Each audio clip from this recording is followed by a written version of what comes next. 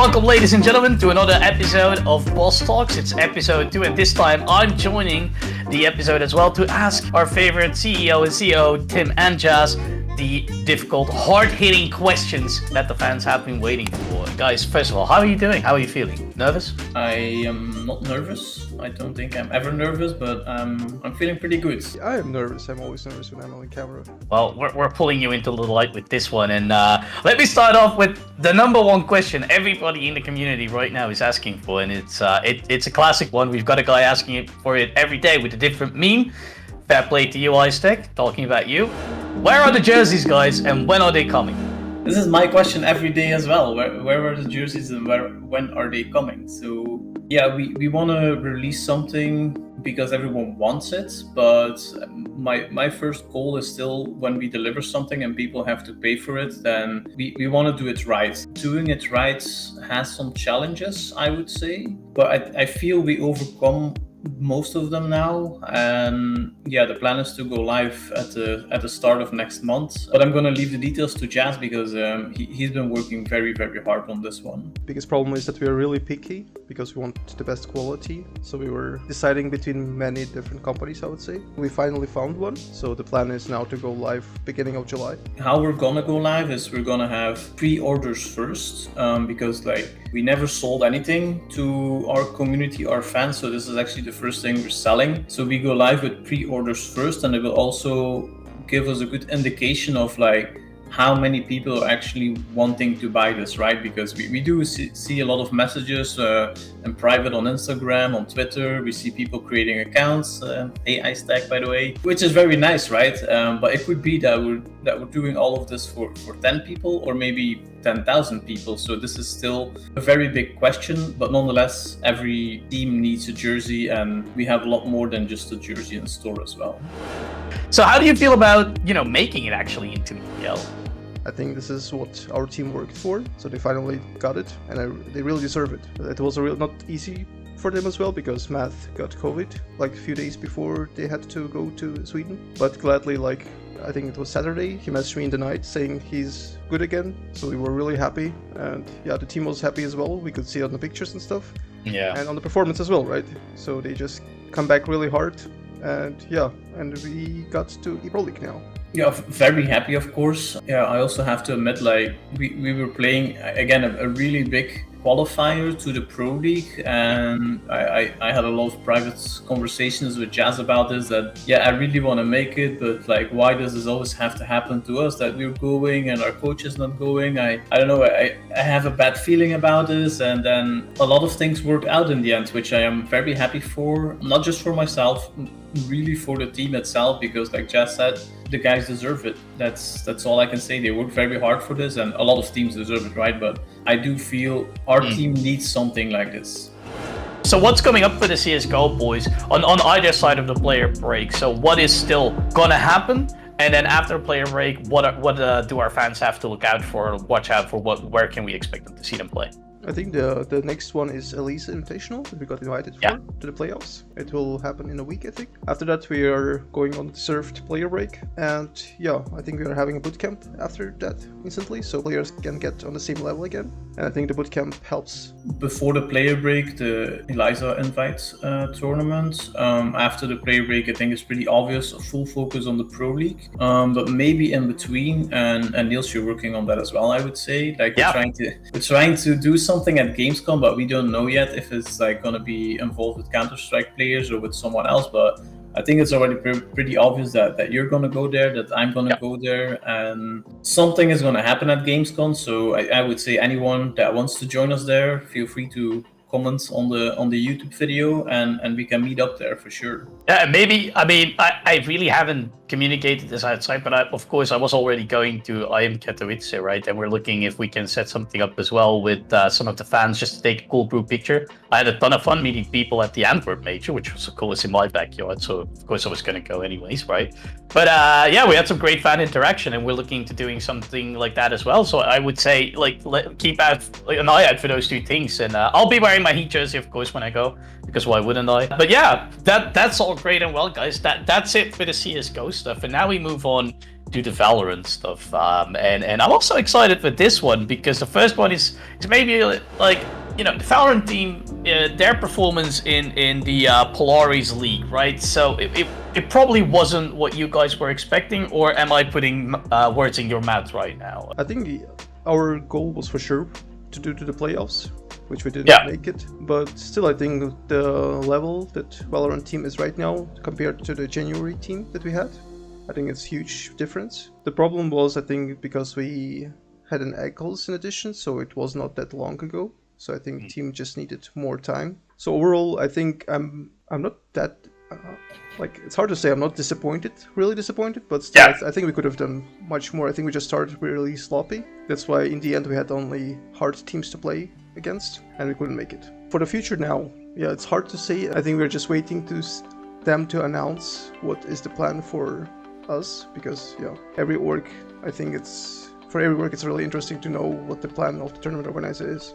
I'm not disappointed because, like Jazz said, they have shown huge progress, and there was a lot of talent in this team, and even though we didn't make it to playoffs, I think we could have been there as well. And I think the team is very talented, and they still have a lot of work to do, and their skill cap is also not reached. So we're looking very hard into how do we continue in Valorant at the moment, because like we've been in Valorant since beta, and comparing it to Counter-Strike, I know it's like not comparable, but just looking from the business side, we started Counter-Strike at the beginning of this year. We're already doing Valorant for, I would say, a year and a half, maybe even a little bit more. But if you look at the return for your company, there's such a huge difference between Counter-Strike and Valorant. And we're trying to figure out now, and like Jazz is saying, that I feel the communication is not there. Like the communication was there, what they're gonna do for the tier 1 plus scene, I would even call it, because they're creating this franchise league for an elite group where if you don't have millions as a company, you just cannot get in. So they're playing the money game, which is fine for me, right? But there is this whole other community connected to Valorant that they are leaving out. And the reason why they're allowed to do this franchise league and elite community with exclusive clubs and everything is because everyone that's not part of the club. So I really think and hope Riot has a plan for everyone else, but it's hard for a business if you don't know what the plan is. So together with the manager, we're trying to figure out, we're also contacting Riot for this, like what is going to happen now the next 6 months and next year for teams that don't have these millions to play in your franchise league. And of course not everyone can play there. So yeah, we are trying to see how we progress in Valorant right now after not making the playoffs, because if you made the playoffs then you still have something to work for. And now we didn't make it, and we're like in this zone where okay, what's the next goal now, and no one knows. I hope they announce something, because otherwise like the success that the CSGO team is making, right, we could not really replicate that in the current system with a team that is bootstrapping it every step of the way, finding an amazing like team already there, putting them on like a trajectory to success, unless, like you said, you have millions. So let's hope they figure out something quickly, right? But one of the more exciting things that we did recently is we signed a new academy roster.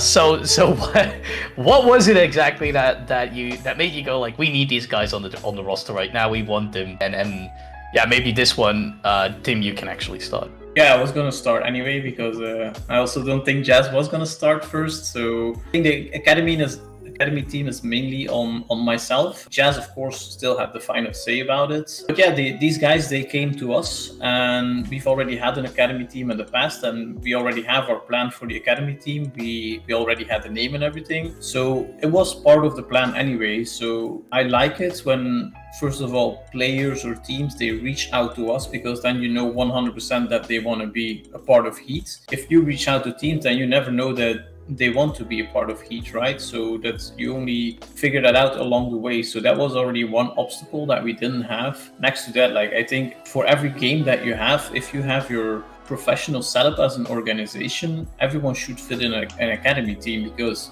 you see the same concept in soccer, that people from a very young age, they start playing soccer, they go on to the next division, until they reach the main team, and if they don't reach the main team, they can still play somewhere else. So I really like this concept, and this is what I want in HEET as well. And yeah, on top of that, it was also a team that already qualified to a regional league, which fits a little bit with where the company is located. Even though we're not like focused on the Benelux scene that much, we're an international organization, but I think it's nice to start it out of there. And the direction we're going to go with the academy team is still trying out, but they have two good qualities, right? So they wanted to be a part of us, and vacation is starting, and they have all the time to go full time for the next 3 months. So we can see now how can we develop these guys in the next 3 months, how can we help them, and how close can they come to the level of the main team? Because in the end, we want players from your academy team also be able to take positions in the main team. Hey, Chas, anything you want to add here? Nope, nothing from my side. All good? Because Tim kind of went into the next question I was going to ask already. So do you see them as like a separate team, or are you more looking to build these guys out and then promote from within? Basically, I think that's kind of answered already, but just for the sake of clarity, there's other programs like that. I think Young Ninjas from NIP is a good example where they find guys and then pull them up when they need them. Is that the idea here? That is exactly the idea, but I'm sure Jazz is going to give some details. I think this is every idea of the every academy team to someday to replace and to be the main team. But I think right now it's a bit different because they're not the same, I would say, the academy team. So for now it's just two different projects, I would say. But for the future, it's for sure planned that we have academy team who can take the part in the main team. Well, guys, I've got one main question left. It's more of a general kind of question, so I hope you're ready. Aside from the jerseys, are there any other big events, big announcements you guys want to make, or some teasers of projects that are coming up that you want to announce right now? Do we? We have a lot of stuff, right? But now you're asking, Yeah. do we want to give something away already? Yeah, do you want to tease something to the community? I love cars a lot, and I think that's the best teaser we can give, right? So maybe a new maybe a new car sponsor or something like that, or something else related to cars. No, but I think that there was a lot coming, and we are still trying our best with the budget we have, I would say, and I think you're gonna see a lot of stuff starting from next year because we're working out a plan for that as well. This year we still have some things in plan, and it's gonna be something with cars. Is there anything you want to say to the community, to the fans out there? Yeah, I will start, right? Keep pressuring for the jersey, guys, else it's never gonna be released. But next to that, I want to say, I appreciate all the support, and like for me, this can be one guy writing in our Discord or another guy commenting on our Twitter. Yeah, I feel our community is like, it's not that big as Carmine Corp, for example, community like that, but I think what we're building is the right thing, and I think we also see that people can join our community when they fit the community, and when they don't fit the community, like someone we had recently in our Discords, those people will just magically disappear anyway. So yeah, I can only say thank you guys for being here. Thank you for showing support, not only to us, but mainly to the teams and the players. I love the state of our connection with the community right now, because I don't feel like we have borders. Same, like we can join the game with Soapfly or Battery, or just join a Discord call with them and just talk, and that's pretty crazy, I think, to have like the community sort of like close to you, and to just like listen to them and see like from their perspective how they feel about everything. Oh, that's so cute. Oh, no, no, proper nice, man. All right, I think that is it for us, guys. I think this has been episode 2 of Boss Talks. We'll see you for episode 3 really soon. And keep watching and keep pressuring Tim for releasing the jerseys, because otherwise they're never going to come. See you later.